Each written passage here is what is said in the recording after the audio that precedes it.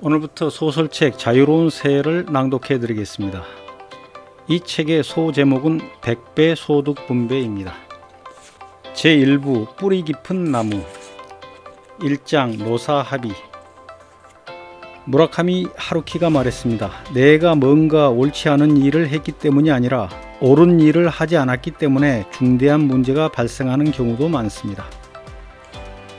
2018년 5월 대통령 박찬일은 며칠째 심기가 불편하여 잠을 설치기 일쑤였고 입맛도 영 없다. 어린이날인 목요일과 주말, 석가탄신일인 월요일까지 닷새 동안의 긴 연휴 기간 동안 여당 국회의원 전원에게 각자 지역구에 내려가 민심을 돌려보라고 돈 봉투를 돌렸었다.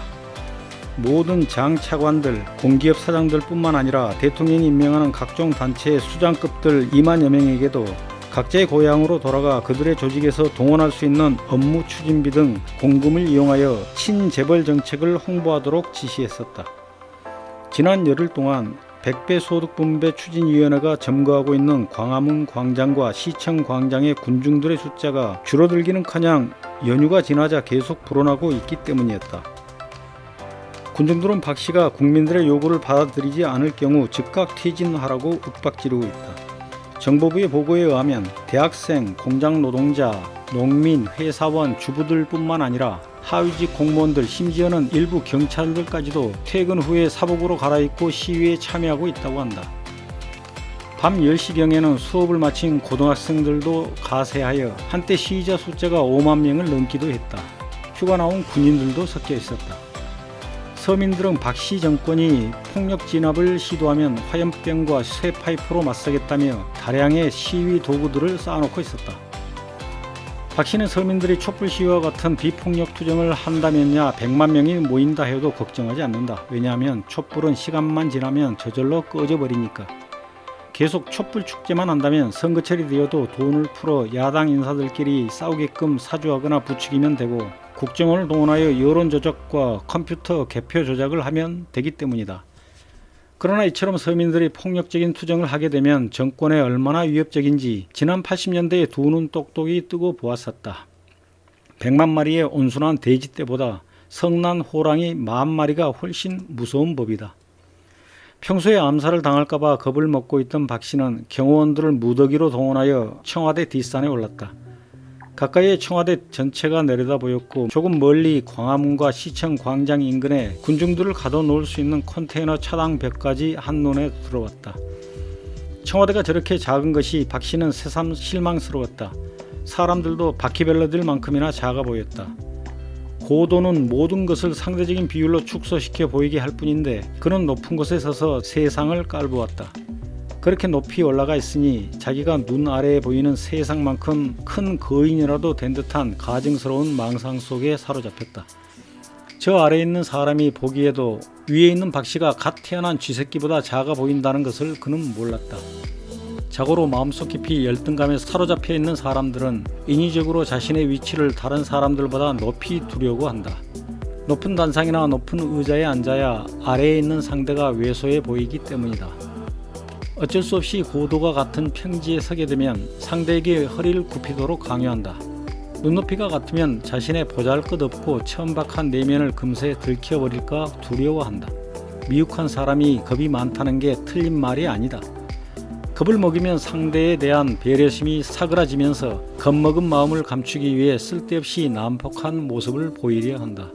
그래서 어쩌다 허리를 세워 눈높이가 비슷해지게 되면 무례한 놈이라는 비난과 함께 온갖 수모를 가한다. 심하게는 목숨까지도 없애버릴 수 있다. 어느 똑똑한 아첨꾼이 아래에서 보는 윗사람이 작아 보인다는 것을 알아챘다. 그래서 주인의 머리에 커다란 관을 씌웠다. 눈에 쉽게 띌 수 있도록 관과 의복을 황금으로 치장했다. 그랬더니 저 멀리 아래에서도 화려하게 번쩍거리는 껍데기가 커다랗게 보였다. 아무리 못난 인간이라도 잘나 보이도록 사람들의 눈을 속이는 데 있어서 인류가 착안한 가장 효과적인 수단은 다름 아닌 황금과 권력이다. 스스로를 한껏 뽐내던 대통령 박 씨의 심기가 불편하게 된 계기는 한 달 전에 발생한 조그마한 기사에서 연유했다. 연례적인 노사간 임금 협상의 계절이 시작하기도 전에 부산에 있는 뿌리 깊은 나무라는 중견기업에서 노사 합의가 이루어졌고 그 내용이 부산일보 사면 하단의 두 줄 기사로 조그맣게 실렸었다.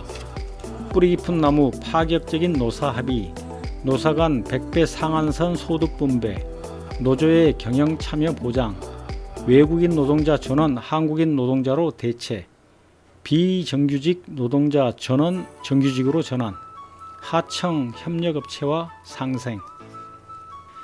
일반인들의 눈에 거의 띄지도 않고 누구의 관심도 끌지 못했을 이 기사를 접한 네티즌 한 명이 뿌리 깊은 나무의 서지혜 노조위원장에게 이메일을 보냈고 지혜가 회신한 내용을 지인들에게 알렸는데 그것이 그만 SNS를 통해 삽시간에 퍼지더니 이틀 만에 각 포털 사이트의 검색 1위에 올라가 버렸다. 그렇다면 뿌리 깊은 나무가 합의했던 내용은 대체 무엇일까? 지혜의 이메일에 설명되어 있는 내용은 이러했다. 첫째, 회사 내 구성원 전체의 소득 분배는 100배 이상 차이가 나서는 안 된다. 소득은 연봉과 수당 및 배당 이익을 포함한다.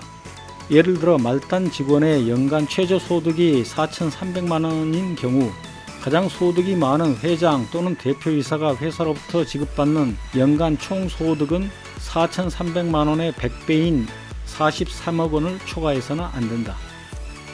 둘째, 이사회 구성원의 20%를 노조가 선임하여 경영에 참여한다. 셋째, 외국인 근로자 전원을 한국인 근로자로 대체한다. 넷째, 사무실과 공장에서 일하는 비정규직 근로자들은 전원 정규직으로 전환한다. 다섯째, 회사 내 전 임직원의 평균 소득은 하청업체, 협력업체 임직원 평균 소득의 120%를 초과하지 않도록 하여 하청업체, 협력업체가 상생한다. 이 새로운 바람. 백무산 시인이 노래했습니다. 부당함에 대항해 싸울 권리를 박탈할 때 박탈당한 자는 부당한 자가 된다. 송승일 회장은 1954년에 전라도 나주에서 태어났다. 이승만이 장기 독재를 하기 위해 4.4.5.입 개헌을 밀어붙였던 해였다. 지주였던 부모 덕택에 유복하게 자란 그는 나이 30이 되자 인간의 힘으로는 어찌할 수 없는 오직 하늘의 처분에만 의지하는 농사에 회의감이 들었다. 대신 자신의 노력과 의지로 성과를 저울질하기가 더 수월한 제조업에 관심을 가졌다. 하지만 그가 살고 있는 전라도 지역에는 제조업 기반이 취약했다. 그래서 부모님을 설득하여 전답의 일부를 매각한 자금으로 부산에서 뿌리 깊은 나무라는 공장을 차렸다. 그때가 1984년 가을이었다. 처음에는 얇은 철판이나 합판 사이에 우레탄을 발포하는 샌드위치 판넬 공장을 하나 세웠는데 조립식 건축 자재, 사무실 칸막이, 공장과 창고의 외벽과 지붕재로 호평을 받으면서 사업이 꾸준히 성장했고 몇 년 후에는 자동화 설비까지 갖추며 공장을 3배로 확장했다.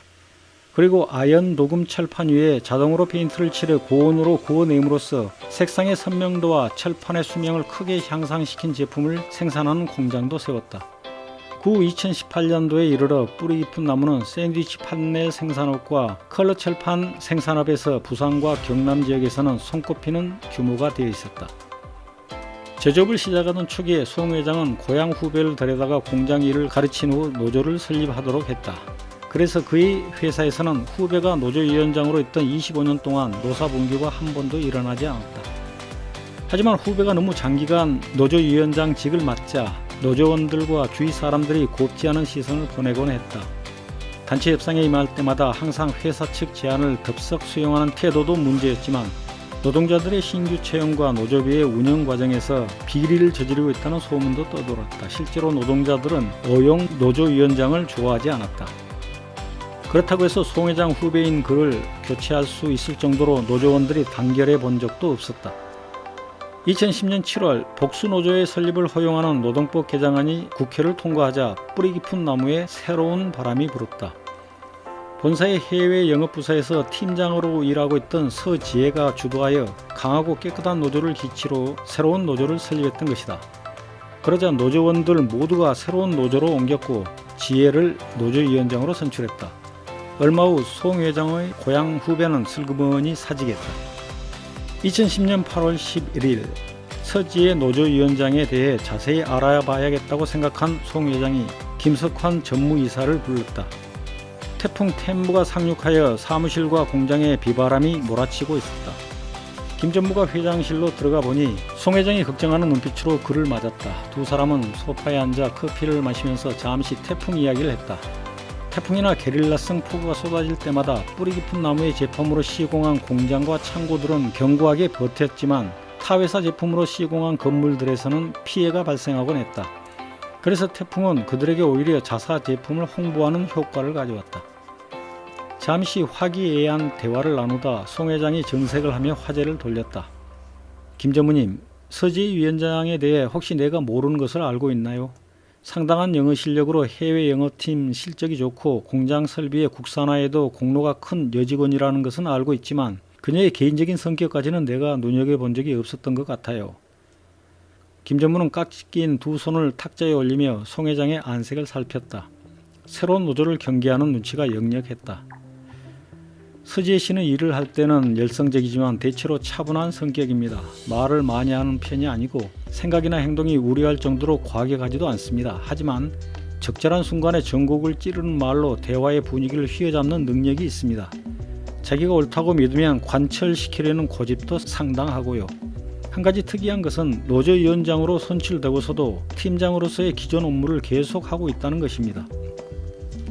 그래요? 다른 회사 노조위원장들 중에도 그런 예가 있나요? 그런 예를 들어본 적 없기 때문에 특이하다고 말씀드린 것입니다. 송 회장과 김 전무는 서로를 쳐다보며 고개를 갸웃했다. 송 회장이 여전히 불안한 기색으로 물었다. 성향은 어때요? 우리 경영진들과 대화가 수월할까요? 회사 일에 관한 열린 성향을 가지고 있다고 생각합니다. 직접 만나서 얘기를 나눠보시겠습니까? 그럼 지금 한번 불러볼까요? 점심시간이 이제 막 끝났으니 서 위원장도 그다지 바쁘지 않겠지요? 송 회장은 내성적이어서 여러 사람들과 어울려 대화하는 것을 즐기지 않는다. 어릴 때부터 사람들 앞에 나서는 것을 좋아하지 않았고 낯가림이 심해서 말을 더듬거나 하는 말에 조리가 없었다. 나이가 들고 환갑을 넘기고서도 그 버릇은 고쳐지지 않았다. 그래서 마음에 불편함을 품고 얘기를 나누어야 할 경우가 생길 때에는 그가 믿고 있는 누군가를 곁에 앉혀두고 그의 의중을 대신 상대방에게 전하게 하여 여러 사람들에게 자기 약점을 보이고 싶지 않기에 그들이 나누는 대화를 들으며 속마음을 정리하거나 판단을 내리곤 했다. 하지만 직감은 남들보다 빠른 편이었고 판단도 정확했다. 그는 하루라도 빨리 지혜의 성격과 성향을 알고 싶었다. 잠시 후 지혜가 회장실에 들어왔다. 어서 오시오 서 위원장. 이리 앉으시오. 김 전무가 권하는 자리에 앉은 지혜가 공손하게 고개를 숙여 인사했다. 노조와 관련된 일 때문에 부르셨다면 저를 위원장이라고 불러주셔도 되겠지만 만일 저희 업무와 관련된 일이라면 그냥 서 팀장이라고 불러주십시오. 그녀는 미소를 짓고 있었지만 사무적인 어조에서 절도가 느껴졌다. 믿음직한 그녀의 태도가 마음에 들었는지 아니면 분위기를 밝고 가볍게 만들고 싶어서인지 조금 전까지 송 회장의 얼굴에 서려 있었던 그림자가 가시고 온화한 표정으로 바뀌었다. 김 전무가 다시 말을 꺼냈다. 업무 얘기는 아니고 노조와 회사가 앞으로 어떤 식으로 협력해 나갔으면 좋을는지 하는 서 위원장의 의견을 듣고 싶어서. 아, 네. 우선 이렇게 불러주시고 먼저 물어봐 주시니 감사합니다. 저희 노조의 바람이랄까 요청사항은 단순합니다. 사장님과 전무님께서 항상 강조하셨던 회사의 구성원 모두는 한 가족이다 라는 말씀을 실천에 옮겨주셨으면 합니다. 김 전무가 껄껄껄 웃으며 대답했다. 회사에서 그 말을 실천하지 않은 예가 있었던가요? 전무님, 좀 더 구체적으로 말씀드린다면 회사를 저희 노조와 함께 경영해 달라고 부탁드립니다. 그 말에 곁에서 잠자코 얘기를 듣고 있던 송 회장이 몸을 움찔 들썩이며 자신도 모르게 소리를 꽥 질렀다. 뭐? 노조의 경영 참여? 김 전무도 전혀 예상하지 못했던 말을 들어서인지 눈이 휘둥그레지며 입을 반쯤 벌리고 있었다. 지혜가 말을 이었다. 저희 노조원들 중에는 생산직 직원들 뿐만 아니라 회계와 격리 직원들도 있습니다. 기획과 관리, 영업부서 직원들도 있습니다. 기획, 생산, 관리, 영업 모두 회사 경영에 반드시 필요한 사람들 아닙니까? 그러니 그동안 회장님과 이사회 임원들만 해오셨던 경영을 저희 노조가 도와드릴 수 있습니다. 회사가 성장하면 그만큼 노조도 그 과실을 나눠 갖고 회사가 힘들면 노조도 자진해서 급여와 복지를 줄이겠습니다.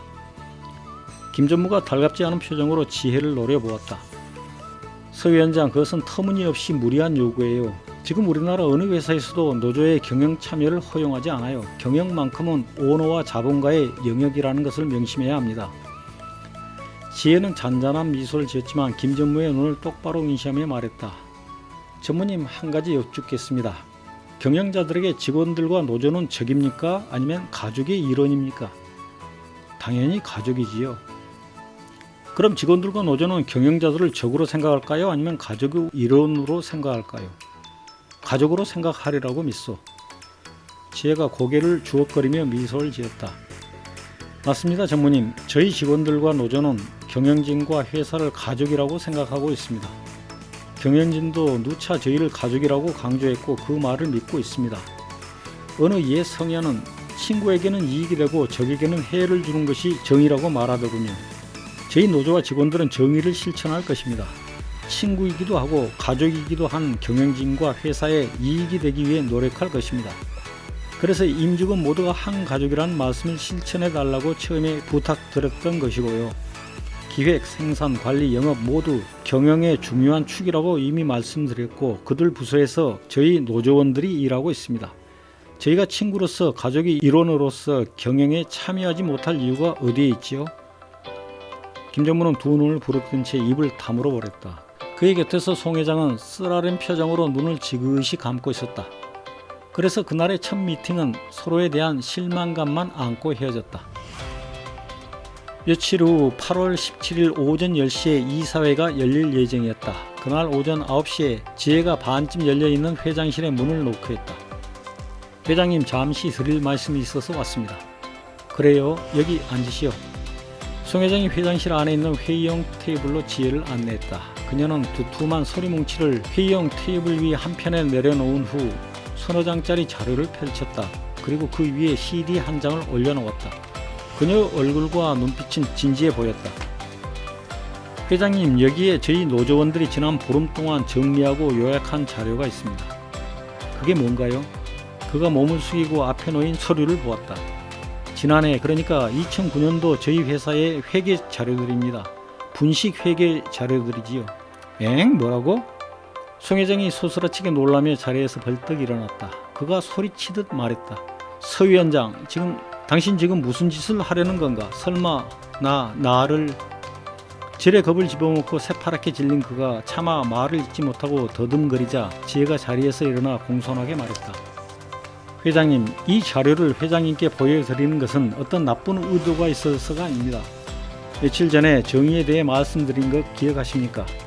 회장님과 이 회사는 우리의 적이 아닌 친구이자 가족이기 때문에 해가 아닌 이익을 드리기 위해서 준비한 것입니다.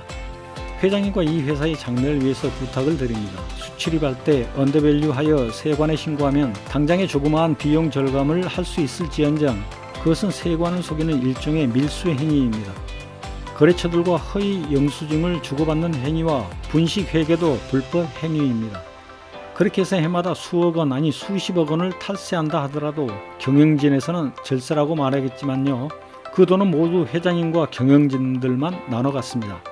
그 돈을 직원들과 나누자고 요구하려는 것도 아닙니다. 만약 이 문제가 외부에 노출되면 회장님뿐만 아니라 회사 전체가 공경에 처합니다. 회사가 어려우면 경영진뿐만 아니라 직원들 모두가 피해를 입습니다. 이 회사에서 일하는 사람들은 모두가 한 가족이기 때문입니다. 회계 자료를 정리한 요약본, CD, 그리고 회계 자료들과 계약서들의 사본들 모두 회장님께 드릴 테니 앞으로는 회장님 본인과 회사를 위험에 빠뜨리는 이와 같은 행위를 삼가 주시기 바랍니다.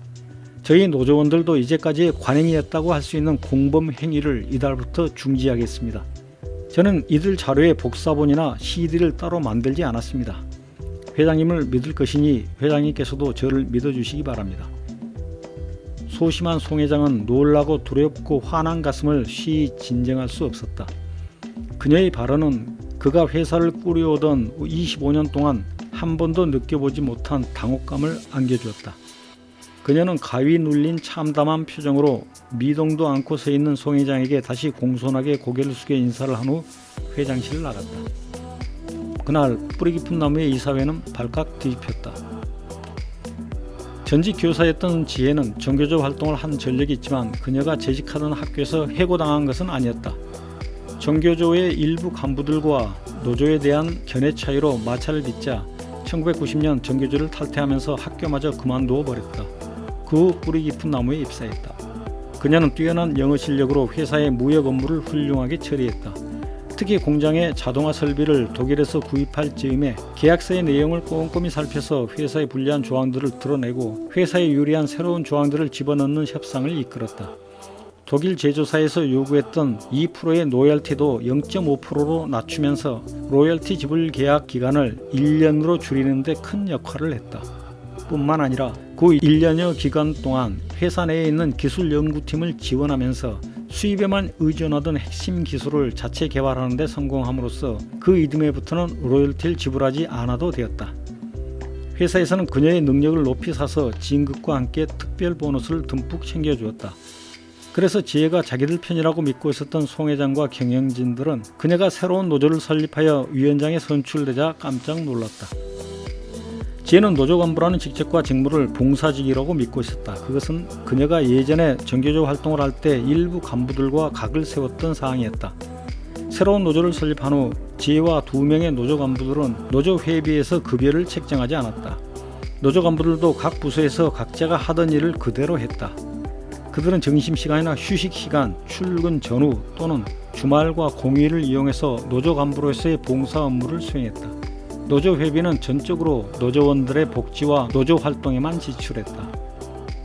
송 회장은 지혜를 주시하면서 김 전무가 표현했던 특이한 노조 활동에 관심을 가지기 시작했다. 그리고 그녀가 했던 경고를 다시 곰곰이 생각해 보았다.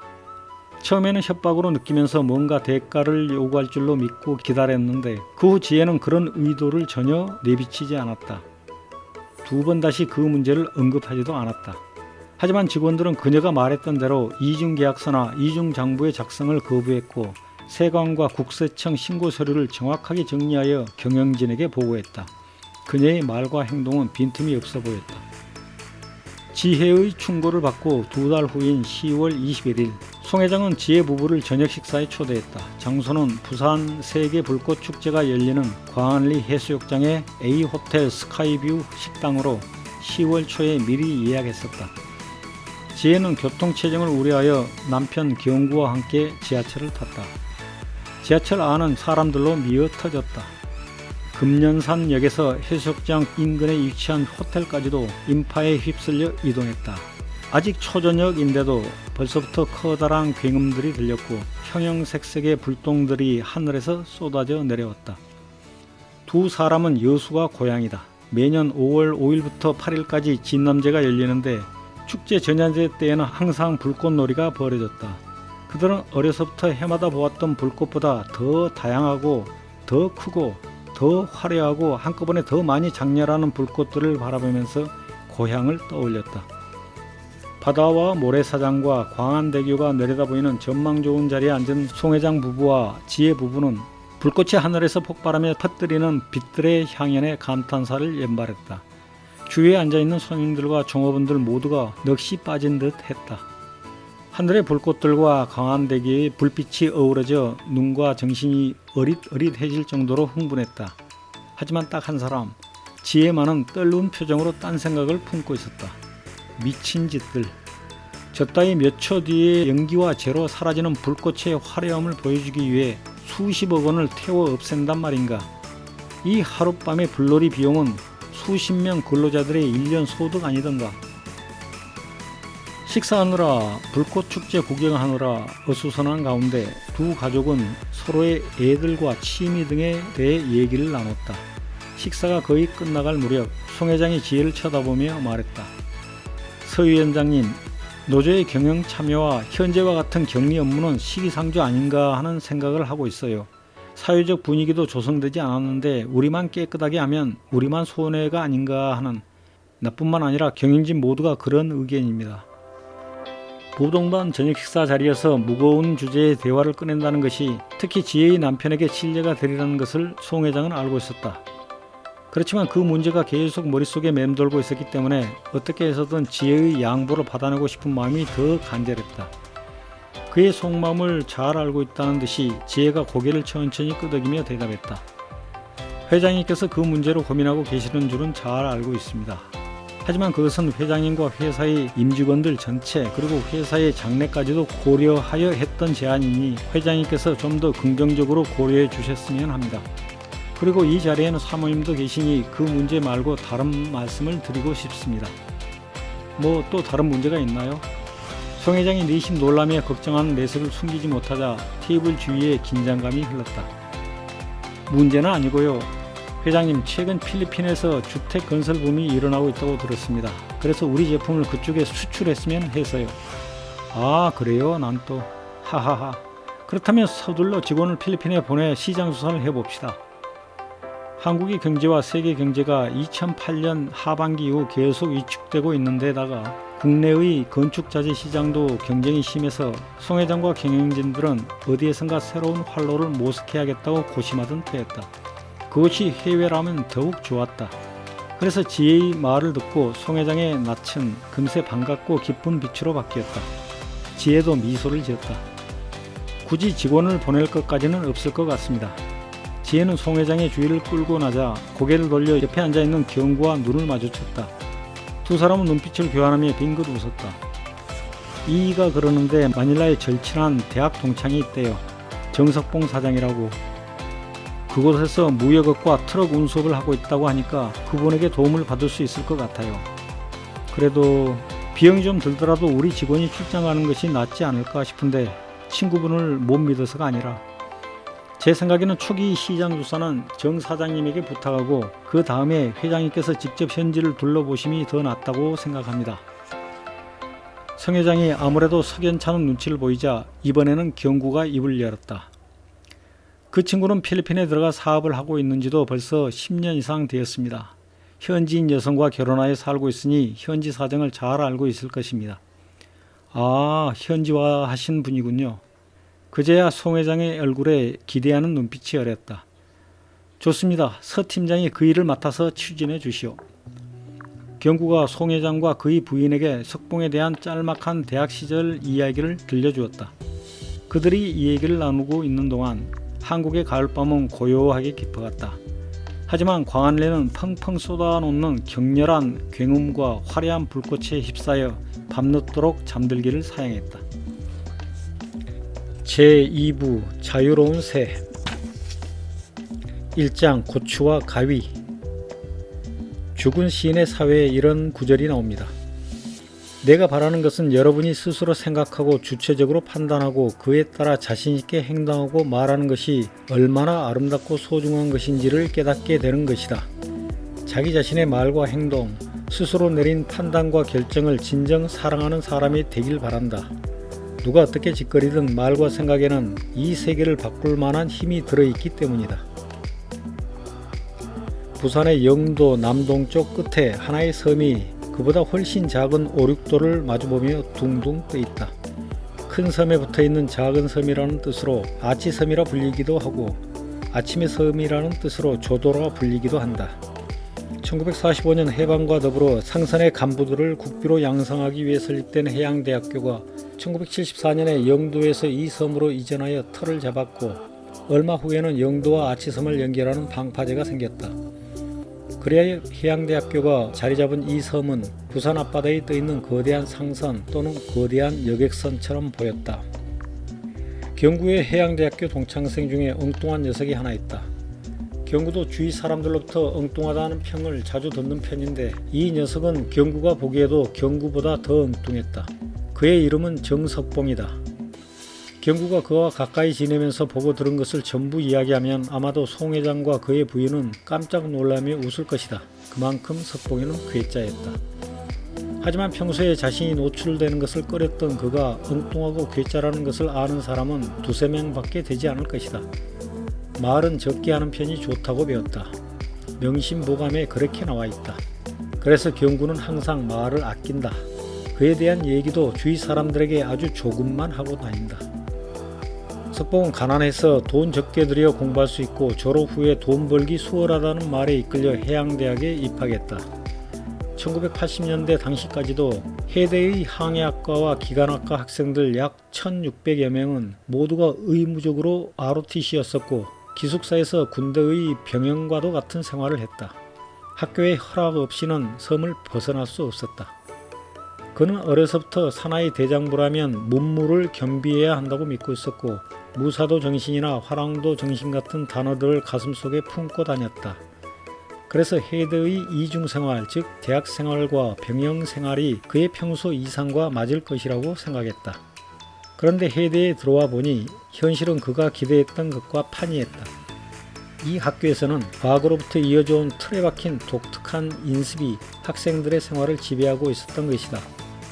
학교는 원래 평등한 사회다. 다 함께 똑같은 교과서로 똑같은 교수에게 똑같은 가르침을 똑같은 시간에 받는다. 차별이 없다. 그리고 대학은 지성인의 사회다. 지성이란 사리를 분별하는 능력을 말한다. 그런데 헤드는 불평등하고 차별이 존재하는 사회였다. 학생들 스스로 분별의 능력을 키우는 것이 아니라 무원칙적 순종을 강요했고 수능을 익히는 훈련소였다. 상급생과 하급생 사이에는 상명하복을 강요당했고 특별한 잘못이나 이유 없이도 상급생들로부터 기합받고 구타당하는 사회였다. 상급생에게 굽실거리지만 돌아서서는 비아냥거리며 흉을 보는, 그러면서도 하루빨리 상급생이 되어 하급생들을 지배할 희망찬 꿈을 꾸는 하급생들이 널려 있었다. 상급생들, 즉 힘있는 자들을 섬기도록 세뇌된 하급생들, 즉 힘없는 자들의 마음은 상급생들이라면 무조건 두려워하는 성질을 깊이 뿌리박아 놓은 듯했다. 상급생이 비록 험악하고 어리석어도 하급생은 더욱 공경을 다하고 깍듯이 모시기를 강요당했다.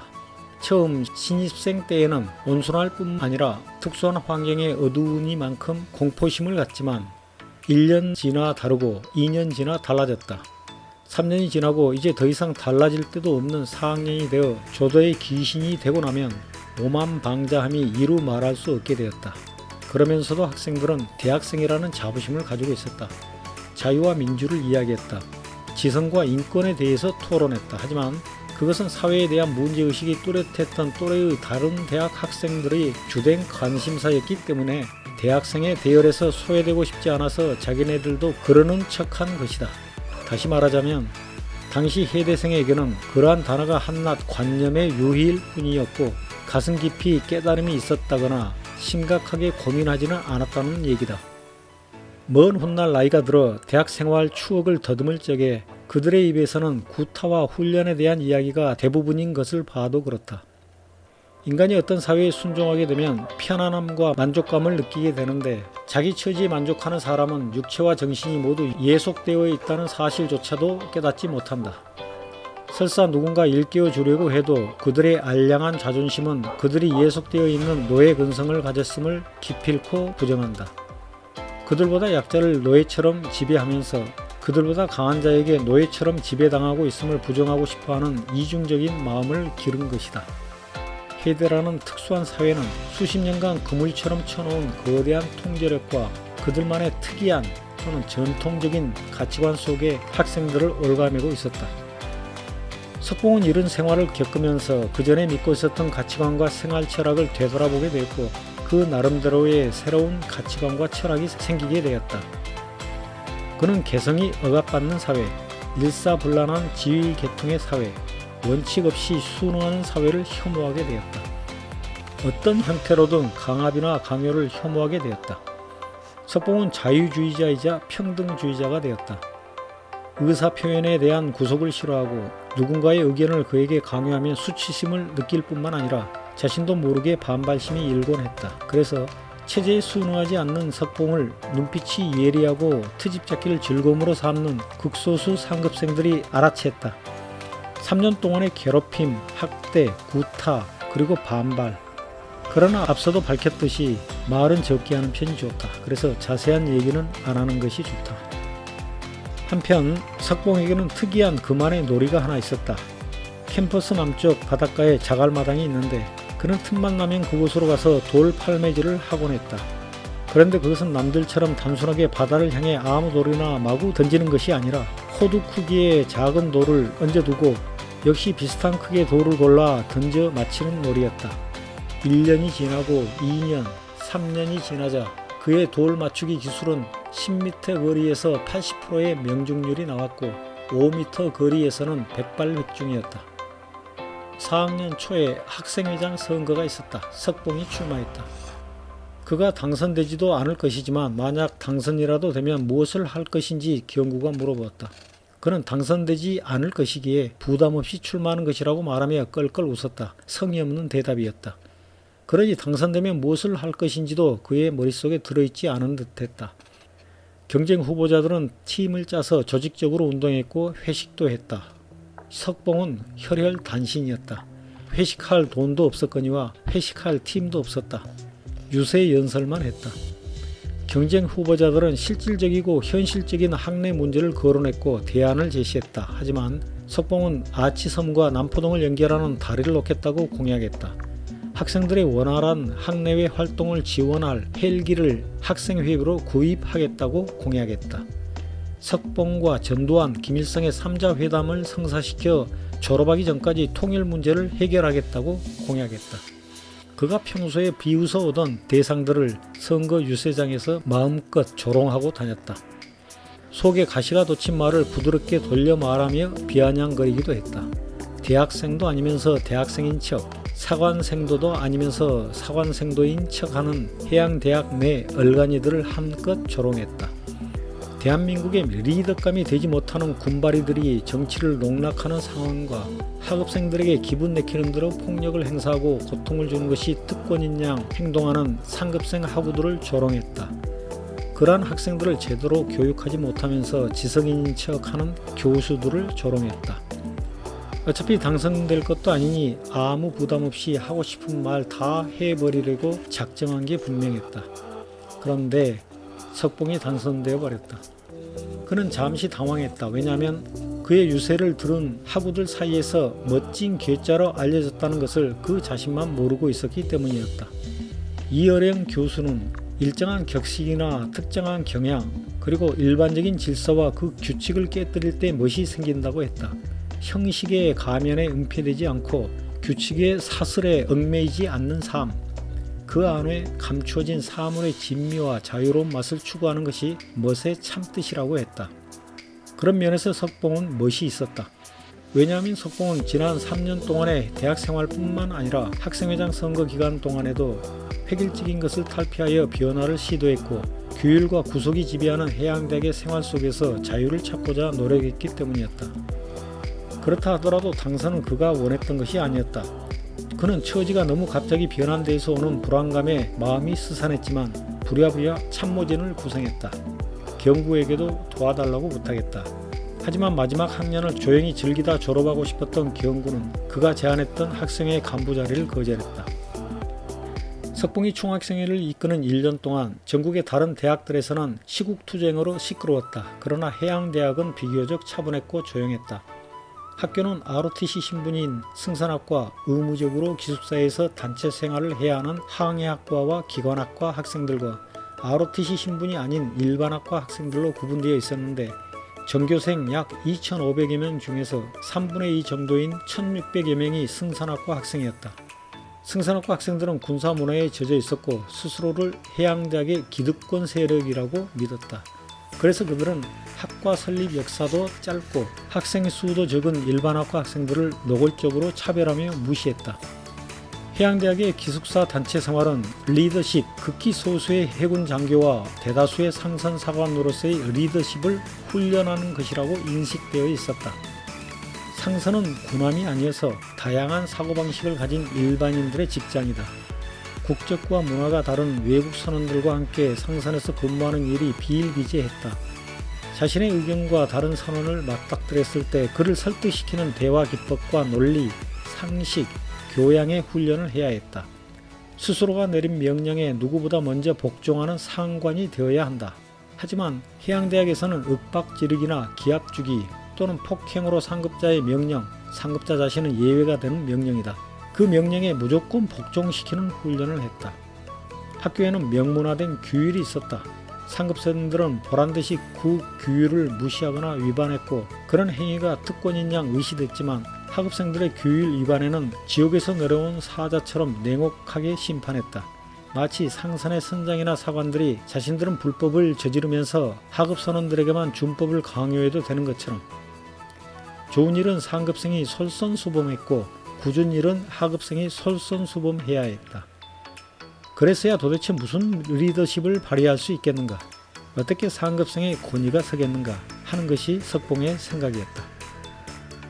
해양대학에서는 군 장교와 상선사관의 리더십이 비슷한 점이 있고 서로 다른 점이 있다는 것을 구분해서 가르쳤어야 했다. 하지만 군왕과 상선의 개념이 불분명했던 15세기 범선시대의 사고방식과 박정희와 전두환의 상명하복 사고방식에서 벗어나지 못한 해양대학은 학생들에게 군대식 리더십 교육과 훈련만 했다. 레닌과 히틀러와 같은 독재자들은 인간을 자기가 원하는 대로 개조할 수 있다고 믿었다. 개성이 다양한 인간들을 멍청하고 기계적이고 효율적인 노예로 훈련시키고 세뇌하는 것 말이다. 그런데 다양한 인간들이 공생해야 하는 경우에 리더는 어떠해야 할까?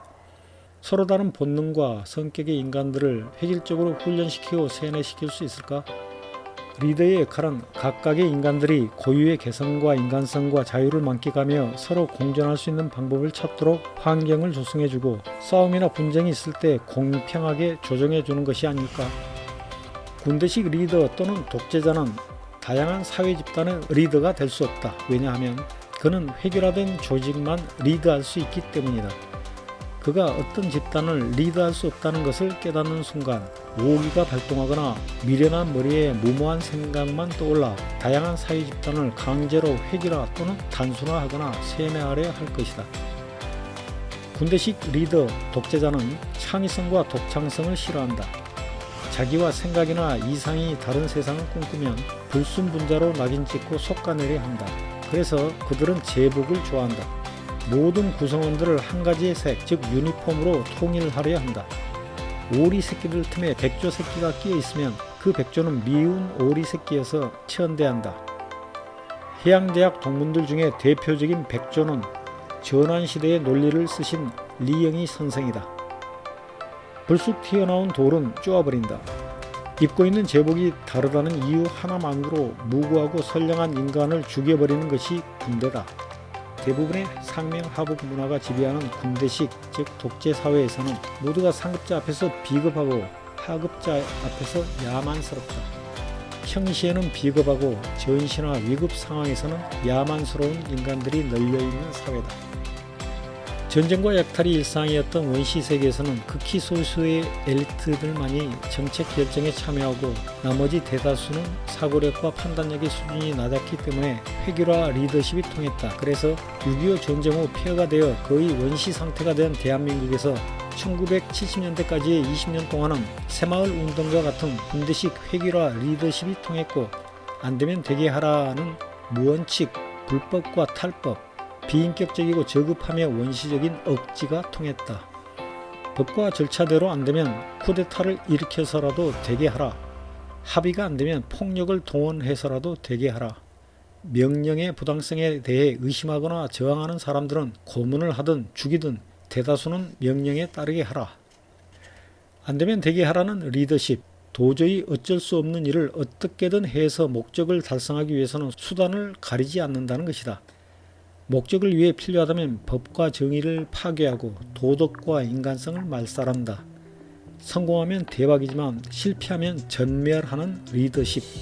집단을 광기의 소용돌이로 몰고 가는 원시적이고 극단적인 리더십이다. 그러므로 군대식 획일화 독재 리더십을 선택하는 것은 수준 높은 문화를 갖춘 사회에게는 재앙이다. 대학은 수준 높은 문화를 갖춘 사회이어야 하거늘. 그래서 석봉은 군대식 기숙사 문화를 지성의 대학 문화로 바꿔보고자 했다. 안되는 것을 되게 하려는 억지와 맹목적인 집착을 버리자고 호소했다. 안되면 새로운 대상으로 눈을 돌려 다양한 안목과 경험을 시도하고자 했다. 그해 봄, 민족 문제를 연구하고 있다는 부산 시내 다른 대학 학생들과 시민들로 구성된 7명의 외부 손님들이 학생의 사무실을 찾아왔다. 석봉은 학생회관 식당에서 라면을 먹고 있는 경구에게 다가와서 그들을 함께 만나보자고 했다. 당시 해양대학에는 2년 동아리나 조직적인 운동권 학생 모임이 없었기 때문에 그들에 대한 호기심이 동했던 경구는 그의 제안에 귀가 솔깃했다. 학생의 사무실에 들어서자 손님들은 자기들끼리 담소를 나누며 석봉을 기다리고 있었다. 그들 중에 스포츠형 머리 모양과 어색한 차림을 하고 있는 학생 2명이 유난히도 경구의 눈길을 끌었다. 그가 농담조로 성별을 물었더니 수배를 당하고 있는 중이라 경찰들의 눈을 피하기 위해 남장을 한 것이라고 말했다. 그녀들의 뒷모습만 보아서는 분명 남자였다. 하지만 대화를 나눈 중에 마주본 그녀들의 눈빛에서는 확신에 차 있는 사람들에게서 볼 수 있는 강렬함이 느껴져 남자인 경구의 기가 제압당할 듯했다. 게다가 문 남성들을 금세 매료시킬 만한 지성미와 여성으로서의 미모도 겸비하고 있었다. 경구는 그녀들이 좋았다. 군사정권이 그녀들에게 못된 짓을 하지 않기를 소망했다. 그들은 간단한 소개를 마친 후 본격적으로 자신들의 방문 목적을 설명했다. 그들의 얘기를 한참 동안 경청한 후 석봉이 말했다. 저는 북한과 북한의 지도자들에 대해 아는 게 별로 없어서 건방진 억측을 하고 싶지 않고 지금 당장 여러분들을 통해 알고 싶지도 않습니다. 단 독재는 싫습니다. 우리 민족을 위해서 지금 남한에서의 독재 정치가 싫은 만큼 북한의 독재 정치도 싫습니다. 특히 남한이든 북한이든 군인들의 정치 참여와 군사 문화의 부정적인 요소들이 싫습니다. 여러분들도 남한과 마찬가지로 북한의 군사 독재를 비판해 주시기 바랍니다. 북한에서 떠들어대는 성군 정치의 잘못도 지적해 주시기 바랍니다. 우리는 군인 정치인들의 배척과 군사문화 척결에 우리 나름대로의 방식으로 노력할 것입니다. 그리고 학생들의 분신 자살에 분명히 반대합니다. 살아서 싸워야 합니다. 자살을 미워하거나 자살한 학생들을 영웅시하는 데 반대합니다. 당시 가장 민감한 시국 문제 중 하나이고 민주화 운동의 기폭제가 되고 있었던 학생들의 분신 자살에 대해 그가 분연한 어조로 반대하자 외부 인사들이 무척 의외라는 듯 입만 벌린 채 대꾸를 못하고 당황하는 빛을 보였다. 그들 중에서 나이가 30대 중반으로 보이는 사내가 석봉의 길을 꺾겠다는 듯 사나운 눈빛으로 쏘아보며 토를 달았다. 우리 역시 젊은 학생들의 분신 자살에 대해 안타깝게 생각하고 있어. 결코 그런 행동에 찬성하는 것은 아니오. 하지만 우리는 그 학생들의 민주화에 대한 열정과 충정을 충분히 이해해야 합니다. 그들은 그들 자신을 이성의 빛으로 불을 붙여야 한다고 믿고 그 믿음을 행동으로 옮긴 열사들입니다. 그들의 죽음이 얼어붙어 있는 사람들의 가슴에 불을 붙여주고 있습니다. 암흑 속에 사는 사람들이 진실을 뚜렷이 볼 수 있는 것은 그들의 고귀한 희생 덕분입니다. 우리는 그들과 같은 용기가 없다는 것을 부끄러워해야 합니다. 그의 말에 주의가 숙연해졌다. 손님의 말이 끝나자 석봉이 말을 받았다. 스스로 타야 불을 밝히는 촛불처럼 자신의 온몸을 태워 세상에 빛을 주겠다고 하는 뜻은 알고 있습니다. 그러나 생명은 그 무엇보다도 존귀한 것입니다. 세상에 빛을 주는 방법이 왜 하필이면 자살이란 말입니까? 그 정도 수준의 지성과 용기를 가진 젊은이라면 앞으로도 수십 년 더 살아서 수많은 방법으로 수많은 사람들을 만나 빛을 주고 깨우쳐 주어야지요. 전태일 씨 같은 훌륭한 분이 지금까지도 살아서 계속 국민들을 일깨우고 이끌어 주시면 얼마나 좋을까 하고 아쉬워하고 있습니다. 초롱초롱하고 해맑은 눈망울을 가진 여학생이 석봉 말에 끼어들었다. 그분의 고귀한 영혼이 죽음의 방식으로 우리 곁을 떠났다는 것은 삶과 투쟁을 계속 이어나가야 한다는 의무와 권리를 우리에게 위임한 것과 마찬가지예요. 석봉이 고개를 끄덕이며 아까 하던 말을 이었다. 그 말씀 존중합니다. 내가 우려하는 것은 자살을 자랑스럽게 생각하는 자세입니다. 나는 자살하려는 사람들에게 말하고 싶습니다. 우리들이 각자 맡은 바 책임과 의무를 다하고 있는 것이라면 죽임을 당할 때까지 끝까지 살아서 싸우자고요. 스스로 목숨을 끊는 것은 오히려 비겁한 행동이어서 나는 결코 찬성할 수 없습니다. 심훈 선생도 이렇게 말했습니다. 구차하게 살려는 것도 어리석은 일이지만 타고난 목숨을 제 손으로 끊어버리는 것도 또한 어리석은 일이다. 하지만 혼자 자살할 것이 아니라 악독한 인간 한두 명이라도 죽이고 같이 죽는다면 기꺼이 의사나 열사로 부르겠습니다. 기왕 죽을 작정을 했다면 적장 하나 붙들고 같이 투신하는 농계를 본받았으면 하는 게 저의 생각입니다. 이제 그들은 할 말을 잃어버린 듯 했다.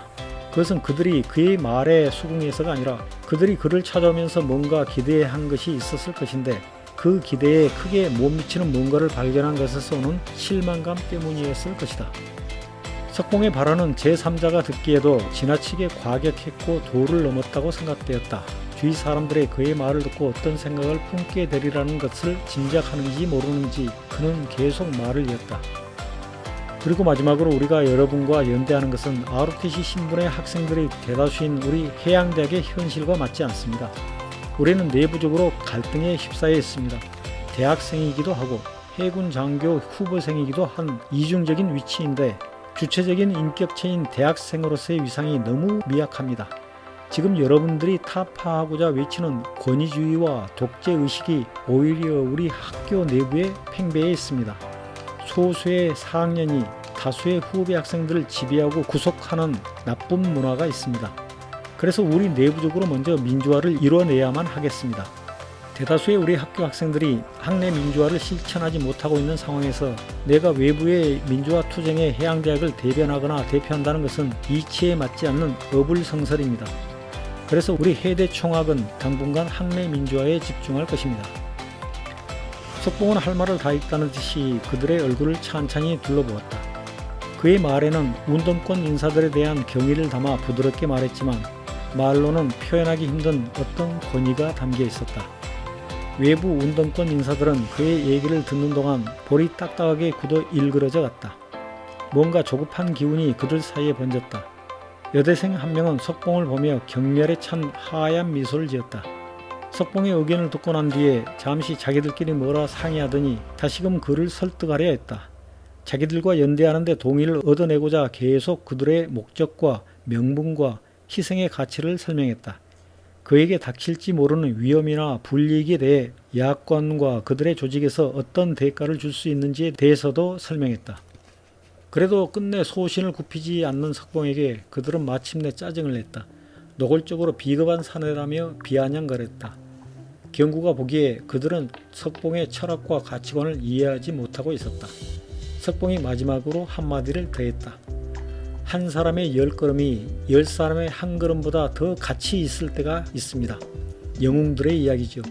저는 영웅이 될 만한 자질이나 용기가 턱없이 부족합니다. 조금 더디더라도 저는 10사람의 한 걸음을 위해 제 역할을 하렵니다. 결국 그들은 기대했던 연대투쟁을 끝내 얻지 못했다. 그때 석봉이 연대하기로 결정했었더라면 한국에서 최대 규모의 ROTC 조직을 갖춘 해양대학이었기에 ROTC 신분 학생회장의 반정부 투쟁 동참이라는 상징성까지도 함께 부각되었을 것이다. 민주화 투쟁에 좀 더 기여했을 것이다. 그리고 그는 제적되었을 것이다. 노을이 서쪽 하늘을 붉게 물들일 무렵에야 외부 손님들이 떠났다. 그들은 가치관과 관점이 뚜렷하여 웬만해서는 남의 의견에 휘둘리지 않는 석봉에게서 실망을 듬뿍 받아가지고 돌아섰다. 며칠 후 석봉은 2개의 소포를 받았다. 발신인은 서울에 있는 2군데 모 여자대학 총학생회 명의였는데 2개의 소포 안에서 나온 것은 아무런 메모나 편지도 없이 고추 하나씩 그리고 가위 하나씩이었다.